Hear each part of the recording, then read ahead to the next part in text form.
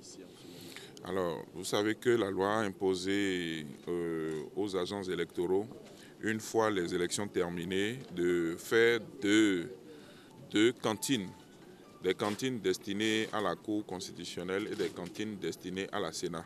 Toutes les cantines sont envoyées à la Sénat et c'est avec la Sénat que nous entendons pour que la Sénat nous envoie nos cantines à nous, bien scellées. Nous recevons les cantines selon une méthodologie donnée. Nous les classons par département, par circonscription. Vous avez vu là où on met les différentes cantines. À la date d'aujourd'hui, nous avons déjà reçu toutes les cantines de la Sénat et nous avons un dispositif d'ouverture des cantines. Et quand ces cantines sont ouvertes, les plis sont enregistrés et transférés à l'équipe d'ouverture des plis qui est sous la tente que vous voyez. Et cette équipe d'ouverture des plis est également organisée en équipe. Il y a au moins 4 équipes. Et donc l'équipe ouvre et transfère des plis à chaque groupe dans cette salle d'ouverture des plis. Et leur rôle à eux, c'est d'ouvrir les enveloppes, de classer les différents documents dans un ordre donné. Par exemple, la feuille de dépouillement, la feuille de déroulement du scrutin, le PV de déroulement du scrutin, les bulletins supposés nuls, les cahiers de vote par dérogation, les cahiers de vote par procuration, et d'agrafer poste de vote par poste de vote. Et ainsi, tous ces plis, une fois organisés, sont transférés vers la salle de dépouillement. La salle de dépouillement est une salle dans laquelle on a les personnes assermentées, c'est-à-dire l'ensemble des membres de la Cour, ceux qu'on appelle les rapporteurs adjoints, c'est-à-dire les professeurs d'université et les membres de la Cour suprême ou les magistrats anciens ayant une certaine expérience qui sont recrutés pour se joindre à cette équipe de la Cour, et également ce qu'on appelle ici les assistants juridiques qui ont prêté serment et qui préparent les dossiers avec les membres de la Cour. C'est l'ensemble de ces personnes qui examinent les documents ouverts et organisés selon un ordre donné. Et par exemple, on peut regarder si les calculs sont bien faits. Les calculs doivent se faire en chiffres arabes, en toutes lettres, en pictogrammes.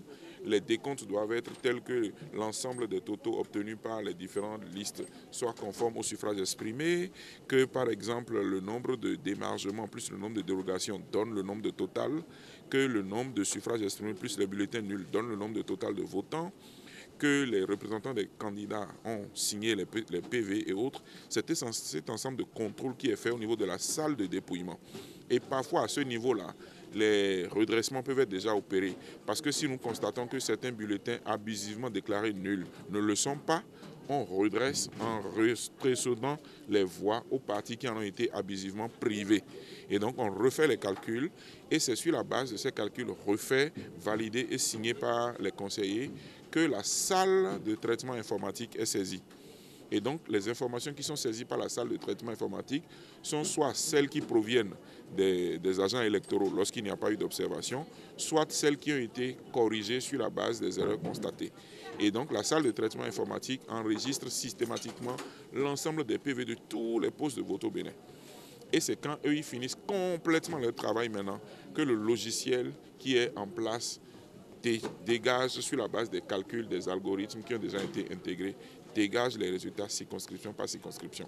Ces propositions de résultats sont regardées par les conseillers et il y a une audience de validation qui se fait.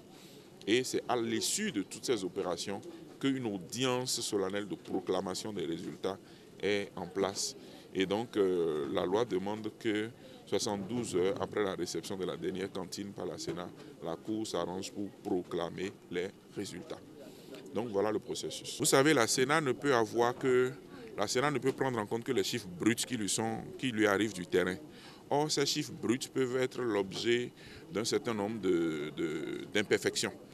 Comme je vous ai dit, pour ne pas avoir de violence dans les postes de vote, quand le président dit que tel bulletin est nul, que tel bulletin est nul, il n'y a pas de problème, mais on l'oblige à mettre tous les bulletins supposés nuls dans les enveloppes destinées à la Cour constitutionnelle. Et donc, si ici sur place, vous voyez par exemple 30 bulletins supposés nuls, et vous remarquez que la plupart du temps, ce sont des bulletins dans lesquels les choix sont pourtant clairs, et c'est au détriment d'un parti par exemple. Donc, vous rétablissez. On regarde, c'est un travail collégial qui est fait, on constate ensemble, et on rétablit les voix qui ont été abusivement arrachés à certains partis. Et donc, les chiffres que la Sénat prend de manière brute, nous, on ne peut pas les prendre de manière brute. Nous avons un travail préalable de correction, de vérification avant d'utiliser les chiffres. Ce qui fait que la Sénat fait son travail, mais nous aussi on fait notre travail.